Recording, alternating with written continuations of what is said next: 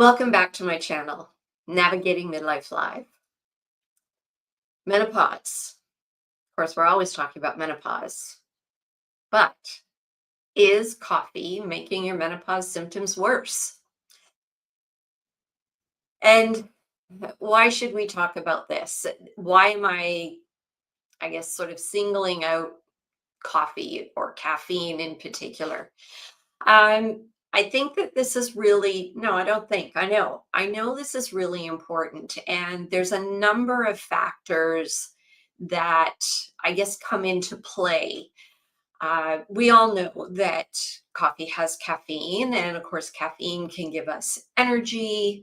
Um, some people use it to actually have a bowel movement. And for some people, that's the only way they can have a bowel movement is having their morning coffee. So I get all of those things.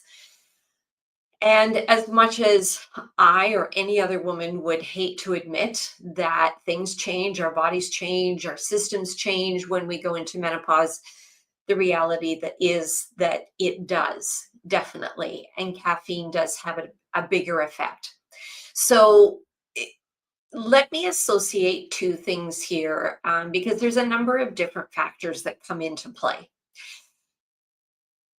Part of our normal waking system internally is our cortisol. Okay, so our cortisol has, what would I say? Our cortisol has a pattern. So it's highest in the morning. It starts to increase roughly around 4 a.m. So it starts to go up. Cortisol is what helps wake us up in the morning. Okay. So cortisol starts to go up and it's at its highest peak of the day, generally, in most people, about 30 minutes after you wake up. Okay. Then it starts to fall throughout the day because if our cortisol stayed high all day and at the same rate, we wouldn't be able to fall asleep. So our cortisol starts to fall and it's sort of at its lowest point right around bedtime, sort of around that sort of 9, 10, 11 p.m. Okay. And then it stays stable. And then, as I say, it starts to increase. So that's that typical wave pattern, right? Of what it's doing every day.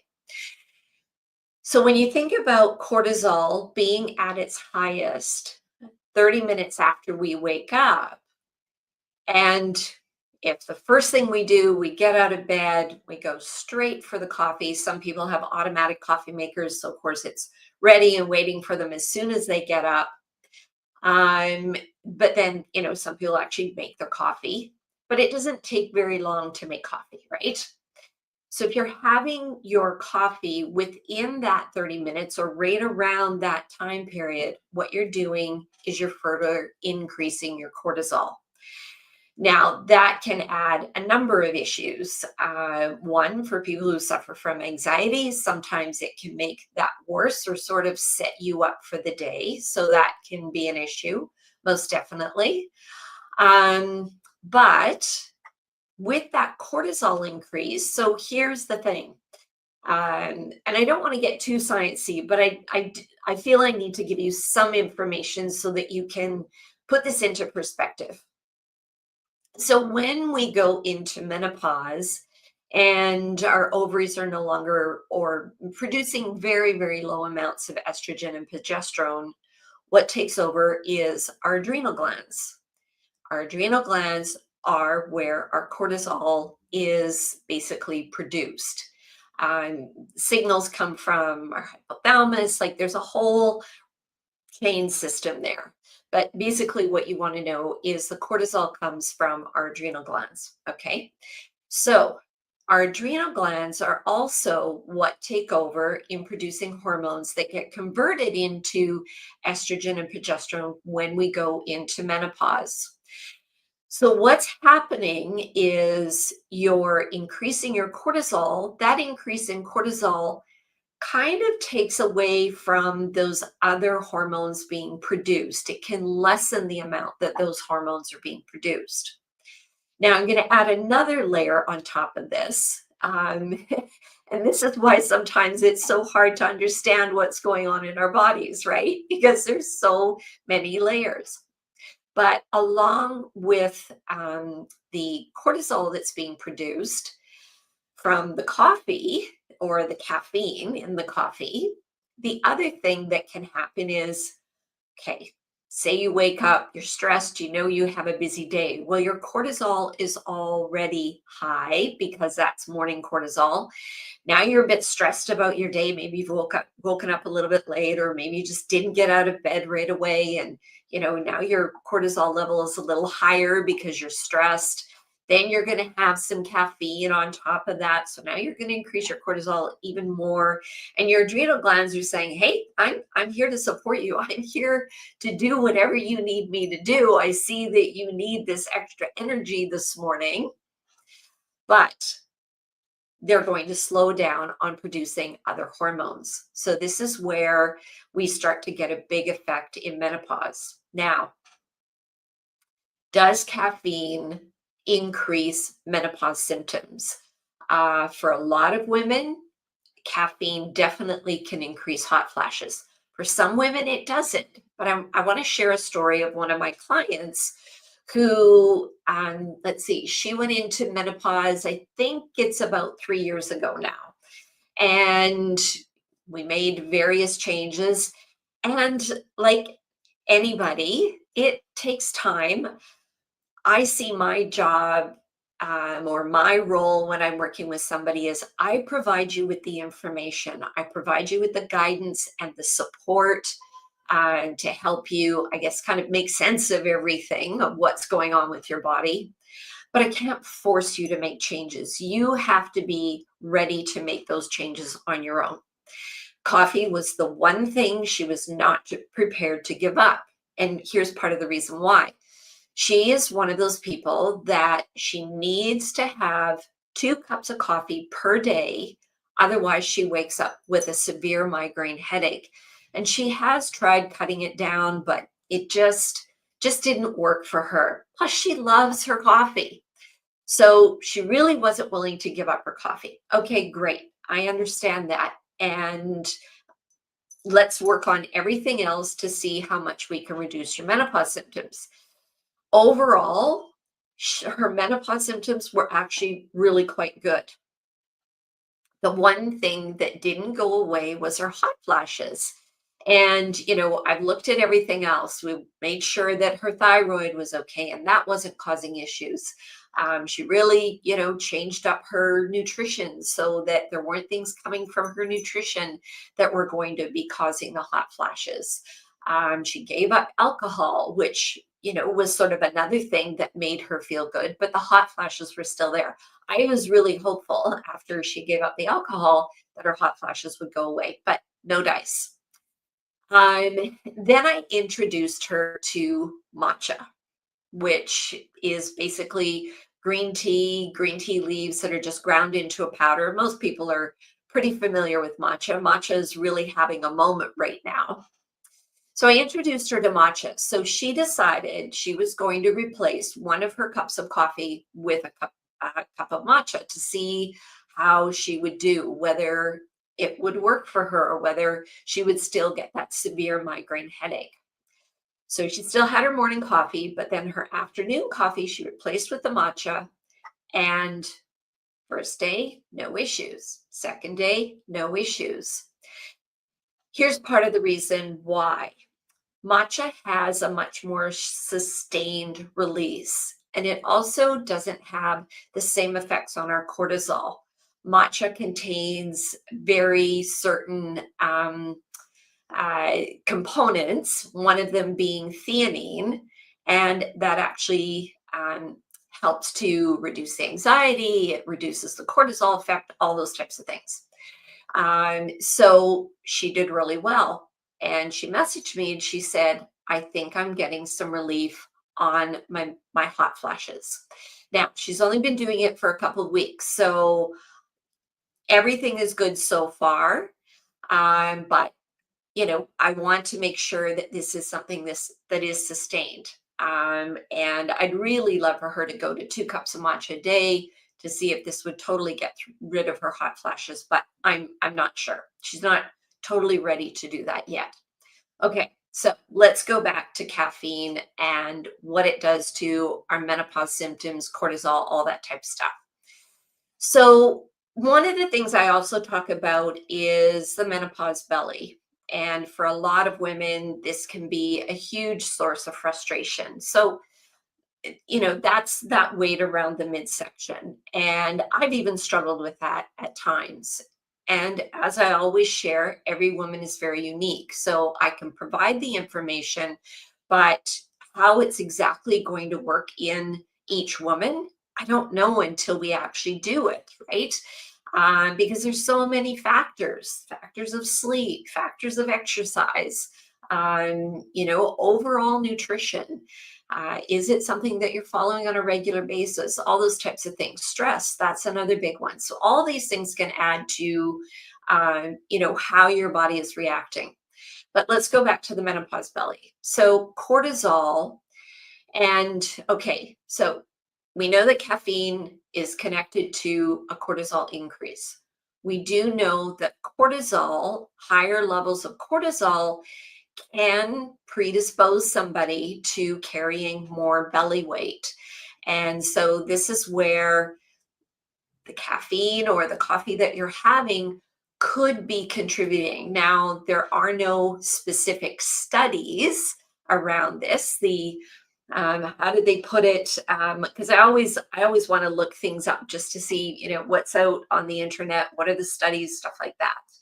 And it says that it's not specifically related, but there are some feelings that it potentially could be related just because of the relationship of cortisol and having more fat around the midsection.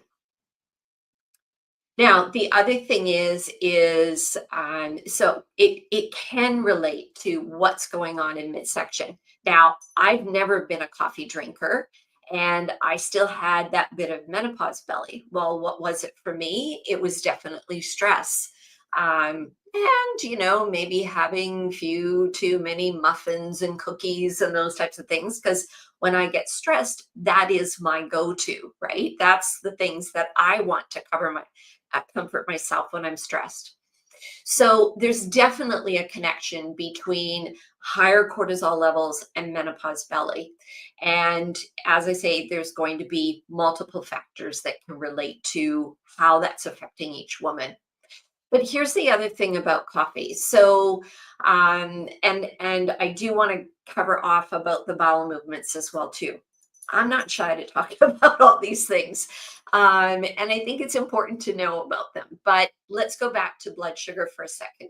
So, depending on what we're putting in our coffee, that can have an effect on our blood sugar. And so we know that when our blood sugar goes up, later on it's going to come down. And when it comes down, what do we feel? We feel tired. We can feel irritable. And a lot of people will go grab a second cup of coffee. And so you're just constantly going like this. Now, some people, there are people who have worn, if you see people wearing this apparatus on the back of their arm, it's called a continuous glucose monitor or CGM. And I do see a lot more people wearing them. Sometimes people have a patch on them. And what that's doing is it's monitoring the interstitial fluid under your skin and how much blood sugar is actually running in that interstitial fluid.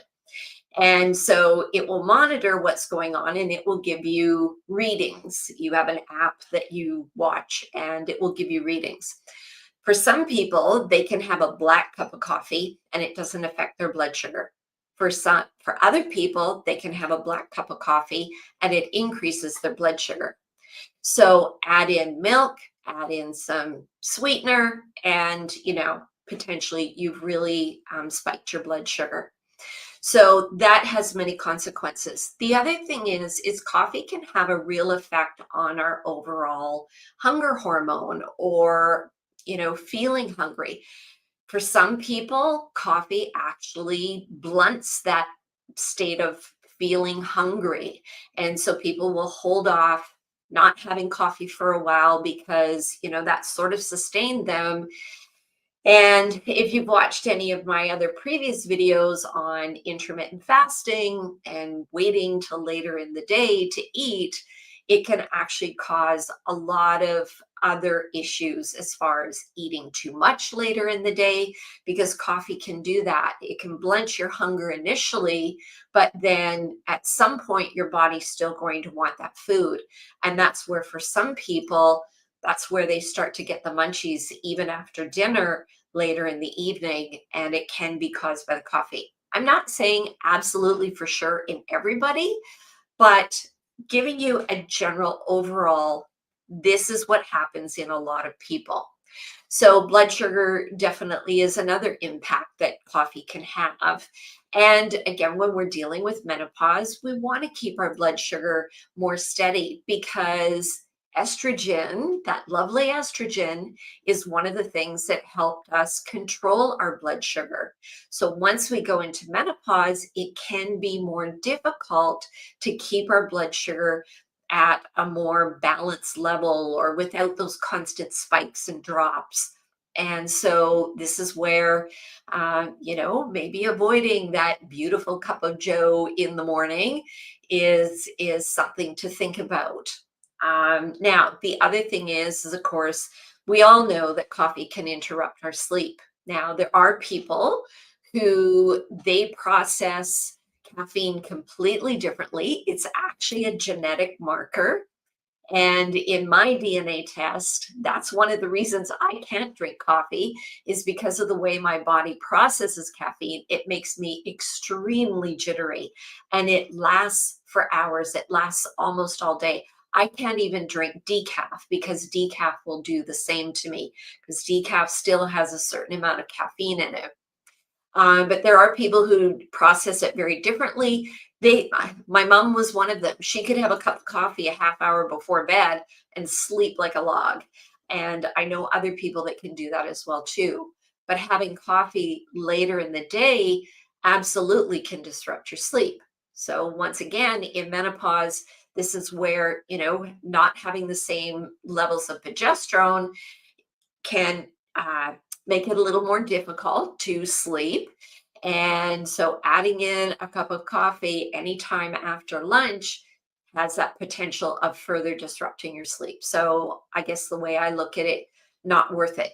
Now, again, I'm coming from a very different perspective because I've never been a coffee drinker. So, I don't know what it's like to have that cup of coffee and the flavor and just the whole ritual around it. And I get that. A lot of people, have these rituals around having that cup of coffee. And I get it, we all have our thing, right? I'm really boring. For me, it's water. I love my water, but I love, that's my ritual. I get up in the morning and I love having a nice, not hot, but fairly warm cup of water. There's just something very soothing about doing that. So, anyway, I want to just check. Oh, yes. Okay. I want to get back to the bowel issue here. I know there's a lot of people that use coffee to assist with their bowel movements. Um, I have a lot of thoughts on this one, and it's really hard on your digestive system. The caffeine causes the sphincter, internal sphincter, to relax. And that, of course, is what causes the bowel movement to happen. Now, the problem with this is if you're constantly using this to have a bowel movement, what it can do is it can cause the overall movement within the digestive system called peristalsis. It can cause that overall movement to become lazy and lazy to the point where the muscles just aren't moving.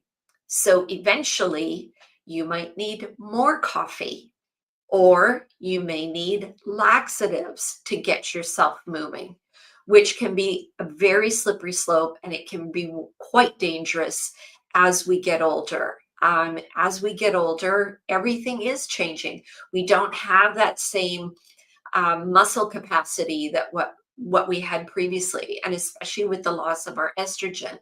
So this is something where when clients tell me, well, I need my cup of coffee to have my bowel movement in the morning, that is something that I do try to discourage them from continuing and getting used to, you know, having that warm cup of water in the morning with some sea salt in it and some lemon, you know, using that because what that's doing is, of course, it's not acting on that sphincter to relax the sphincter. It's basically, you know, promoting that movement of whatever debris is in your body to move it out. So it's not the same reaction whatsoever. The water just helps to rehydrate your system, and it's the water that's going to help to move things through. Coffee can also dehydrate your system. So it can be that, you know, that vicious circle where you're having the coffee to have the bowel movement, but the coffee is slightly dehydrating your system. So, you know, it's a back and forth with the constipation, right?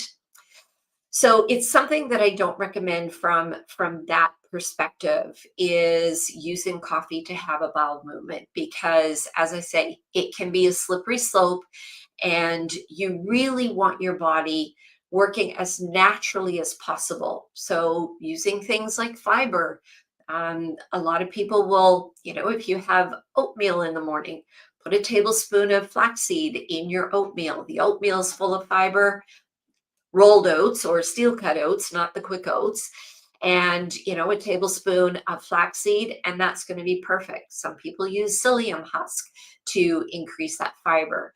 But the whole thing is when you're having the fiber, you also need to have the water. So, am I a fan of coffee, caffeine, and the effect that it has? I'm not.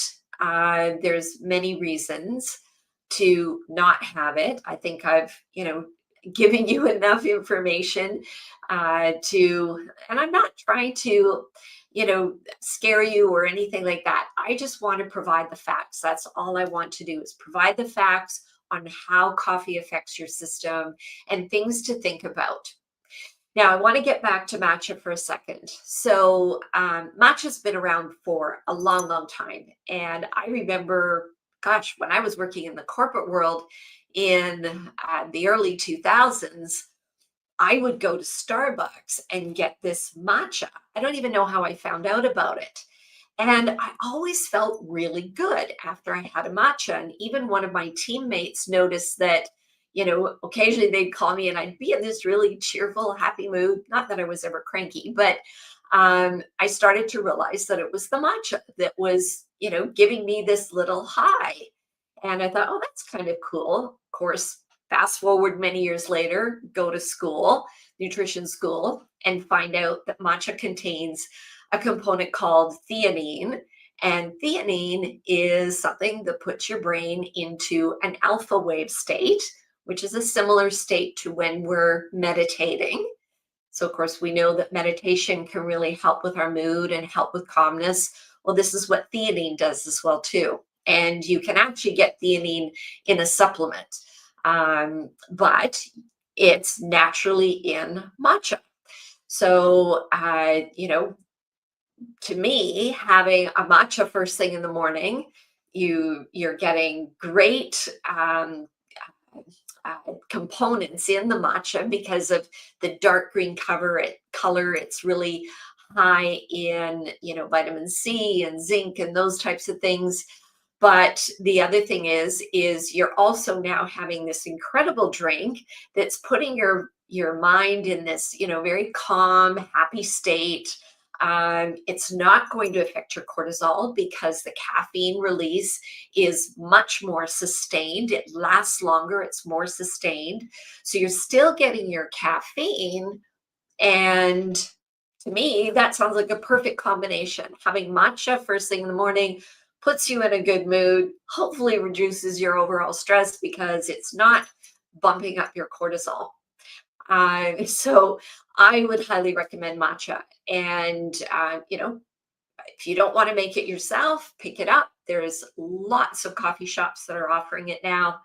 I would recommend it unsweetened, but it is a bit of an acquired taste.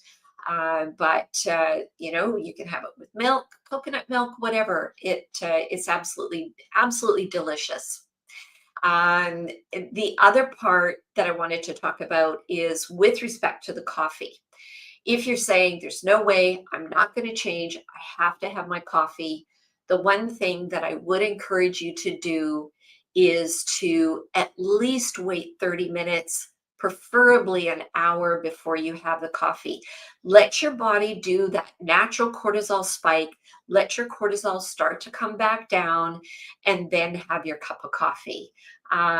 If you think that that's going to be really impossible, have a glass of water first or a cup of warm water first and see if you can stretch it 15 minutes, then see if you can stretch it to the 30 minutes. And I've had a lot of my clients say there's no way they can do that, but they humor me and they do it. And they eventually do get to waiting to an hour before actually having their coffee. And they do find that it does make a difference. Is it the one component that's going to take away your menopause belly? No, probably not. But could it help your hot flashes? Absolutely, it can help your hot flashes. And as I say, shared the story of my client. We're still kind of testing because it's only been a few weeks, but I'm really hopeful that this is the one component that is going to make that difference for her hot flashes. So, like, what if that was the solution? We can all hope, right? I haven't seen any questions, so I've been mindful to watch for that. If you are interested or have more questions about how caffeine might be affecting you or how other things within your daily eating habits, drinking habits, how those things might affect you, then I would absolutely welcome you. I'll put up my banner here, and I actually got fancy today because this was recommended to me of putting up a QR code. So you'll see the QR code up in the corner there. So you can, click on the QR code, and that'll take you right to my form to apply for a 30-minute complimentary session. Part of the reason I do, sort of apply to work with me is I do want to understand, what your goals are. And so that just kind of gives me a bit of a precursor on what you're looking for. But you can also just go to my website to conniepertula.com, and of course the other information on my website, but the apply to work with me is on there as well. So I think that's all I really wanted to cover today. I'm just looking at my notes just to see if there's anything else. Oh, there is, and this is really key as well too. I apologize. I meant to mention this earlier. One of the things that caffeine can affect is it can affect calcium and magnesium absorption. So we all know that magnesium is very important for calmness, less stress, supporting our body, relaxing our body. So thinking about, that caffeine can actually affect the absorption of magnesium, that's another reason to really think about, what the caffeine's giving you. Calcium, of course, we know as we go into menopause, we need to do everything that we can to support our bones. And the other thing that it can affect is iron absorption as well too. Now, not everybody suffers from low iron when they go into menopause. Some women actually end up having really high iron stores in menopause, but there are women who do struggle with iron. And so that's another reason why you'd want to really think about how much coffee you're having during the day. And, the matcha, because of the way it works, doesn't have those same effects. It has so many minerals in it. So something to think about. Anyway, That's everything I wanted to share about coffee. Thank you very much for joining me. I hope you found this informative. I do love doing these sessions. If you've got questions and you're watching this on the replay, then by all means, post your questions below. I will answer them. Or if something comes to you later, you can post them below and I'll most definitely answer them. If there are subjects that you would like me to cover, if there's things that you have questions about that you think would be an interesting topic, you can also comment below on, could I cover such and such? Of course, menopause related, because that's what this is all about, navigating midlife and beyond. But thank you very much for joining me. Have a great day, and I will see you again next week.